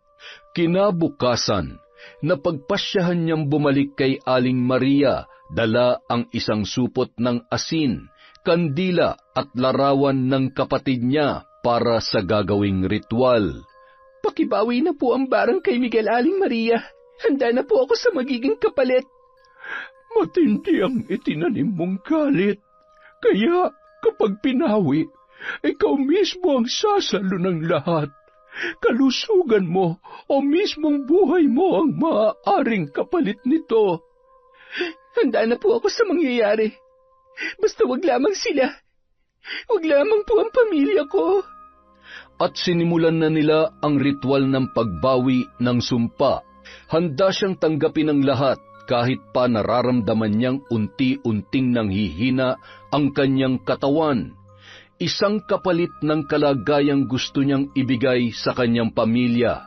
Sa mismong araw na yon, nagsimulang bumalik sa normal ang kanyang kapatid. Si Kazarina naman ay lalong namayat, namutla at nagkaroon ng kakaibang sakit. Sa huli, natagpuan na lamang ni Kazarina ang sarili sa hardin, habang napapalibutan ng mga halamang siya mismo ang nagtanim. Saksi ang mga yon sa muli niyang pagbangon. Natuto siyang palayain ang sarili sa puso at galit na naging mitya ng kanyang maling desisyon. Hindi niya alam kung hanggang kailan mananatili ang lakas ng kanyang katawan. Basta ang alam niya lamang, hindi pa roon natatapos ang lahat dahil doon pa lamang siya magsisimulang muli. Yon! Napakaganda naman po ng kwento natin, paghihiganti. Ang lupit! Dahil dyan, meron tayong shout out para walang nagtatampo. Simulan po natin kay Lira Luna. Hi! Shout out po kay Candida de Balucos, Belen Malbas, Crisgel Mamado. Hi po kay Frederick Ganagana. Hi kay I Love Traveled, Christine Roring from Marco, Pataktakan. Hi kay Pamela Allen. Hello po kay Luwal Natividad Andres. Hi kay Janet Cisneros. Hello kay Maria Lee Nakagawa. Hi kay Chris Alcantara. Shout out kay Mariam Duca. Kay Condesa. Hi po kay Violi Laharso. Kay Heli Borja. Kay Edna Lau. Shout out kay Jennifer Mauricio. Hi kay Maria Katrina Manyakap. Hello po kay Takpin Lax from Larry Desabille. Kay Virginia Pontillas. Hi kay Didet Torsende. Kay Mel Santarita. Kay Angelina Ignacio. Kay Earthheart the Great Vlog. Hello po kay MGS14. Shout out sa family ni Elvira Malakas sa Kalibo, Aklan. Hello po kay Wendy Tugas. Hi kay Silent Garden. Kay Marites Nalika. Shout out kay Ephraim Chan, kay Jonas Yao, hello po kay Mel. Shauma TV, hello po kay Mami from Doha, Qatar, kay Vicky Yabut. Shout out kay Crisilda Badayo, kay Hondra Delin. Hello po sa De La Cruz family from Jocelyn De La Cruz. Shout out kay Glenda Galido. Hello kay Faye Yuson. Hello po kay Mark Edel Makiling, Ignacio and Julakit family of Tabuk City, Kalinga. Hi kay Barner Baki, construction worker sa Azuela Cove, Davao City. Hello po sa Diebo at Besidelias family from Rochelle, Diebo. Hi kay Jeneline Mix Vlog. Hello kay Norsam Dalgan, kay Ami Yong, kay Lydia Lopez. Hi po kay Chona Bainosa, kay Resel Galope. Hello kay Ellen Kiano. Shout out kay Betty Velasco, kay Minky Aswang Stories. Hello po kay Nashti28. Hi kay Jima Pendon, kay Mercedita Reyes, kay Lynn Hondrade. Hello po kay Edgardo Fontanilla. Hi po kay Maura OFW from Kuwait. Hi sa Naong family from Alma Naong. Hi po kay Gay Somodio. Hi kay Rose Ann Rama, kay Ahmed Panigel, kay Marian De La Fuente. Shout out kay Rose Vin Cantarona, kay Susan Manalo. Hi po kay Cheryl Jimena, Michelle De La Cruz. Happy birthday po sa papa ni Justine Grace Dignos. Hi po kay Yuki Diaries.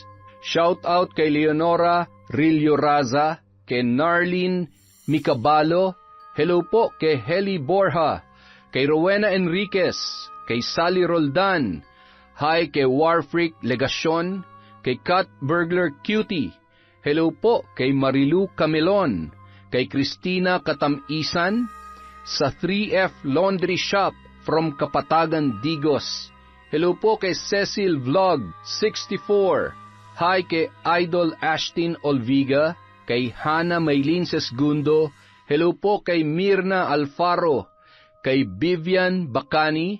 Shout out kay Meng Mateo, kay Arlene Toledo, kay Filipina Palsario. Hi po kay Virginia Belay, kay Sally Albino. Hello din po kay Jing Estrada, Mami Tam of North Caloocan. Shout out kay Ampi Taroy. Hello kay Silent Bro, kay Jennifer Ilagan. Hi po sa Madraso family, Laling, Winwin, Jocelyn Intoy from Glenda, Maderazo. Shout out kay Roslyn Labajo sa Galedo family from Rai. Hello din po kay Francis Remuel Velches. At syempre, kay Mia Espiritu. Maraming salamat po sa walang sawang pagsuporta sa Kwentong Enteng. Mag-iingat po tayong lahat, alagaan po natin ang health natin, at huwag po tayong magiging negative. Maraming salamat po ulit mula sa Kwentong Enteng.